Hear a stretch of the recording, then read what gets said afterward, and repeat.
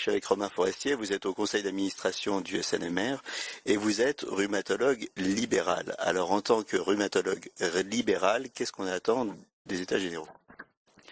Eh bien, comme on a intitulé cette réunion, donc j'attends essentiellement des renseignements sur ma pratique, sur peut-être donc ce qu'on a vu ce matin, un petit peu l'évolution, ce qu'on prévoit dans l'évolution des pratiques médicales, que ce soit libéral ou à l'hôpital. J'attends également des renseignements sur les systèmes de retraite, éventuellement connaître aussi les modalités d'installation, puisque la population des rhumatologues vieillit et donc on va d'ici quelques années être amené à rechercher des successeurs. On souhaite faciliter leur installation et savoir quelles sont les meilleures modalités. Peut-être par exemple le contrat de collaborateur libéral que nous a présenté un des orateurs ce matin. Et donc j'espère aussi cet après-midi, mais on n'a pas encore eu la conférence, avoir des renseignements sur les systèmes de protection juridique et de responsabilité civile pour ma pratique habituelle. Donc vous êtes demandeur à la fois de visibilité par rapport à votre métier, la retraite, la transmission, tout ça, et vous êtes aussi demandeur d'une information qui n'est pas une information scientifique.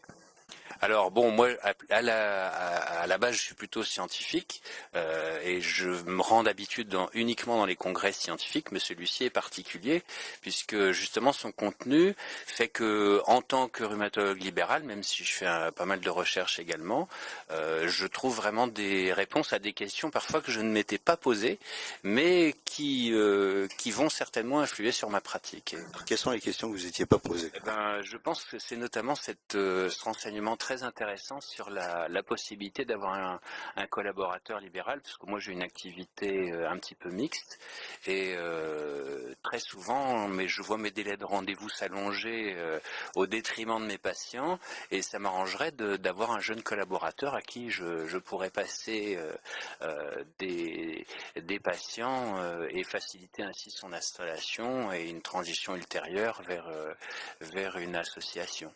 C'est facile aujourd'hui de trouver quelqu'un qui veut s'installer en libéral et qui va éventuellement devenir un collaborateur.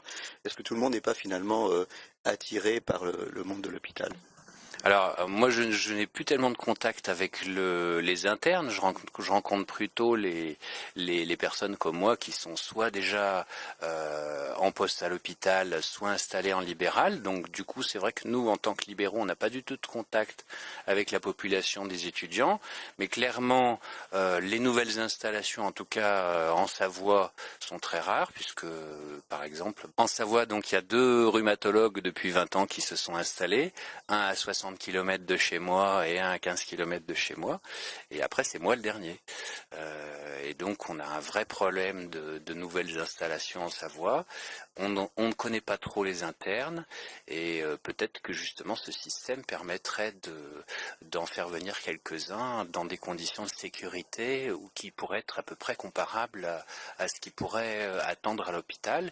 Et j'ajoute que l'exercice libéral a quelques contraintes, et notamment les difficultés d'horaire, mais ça a également beaucoup d'avantages, et notamment celui de la liberté.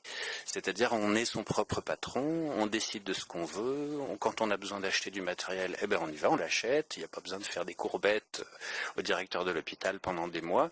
Donc ça a également beaucoup d'avantages, l'exercice libéral, et je peux témoigner qu'on peut avoir des activités très intellectuelles même en étant libéral, à condition de s'organiser pour le faire.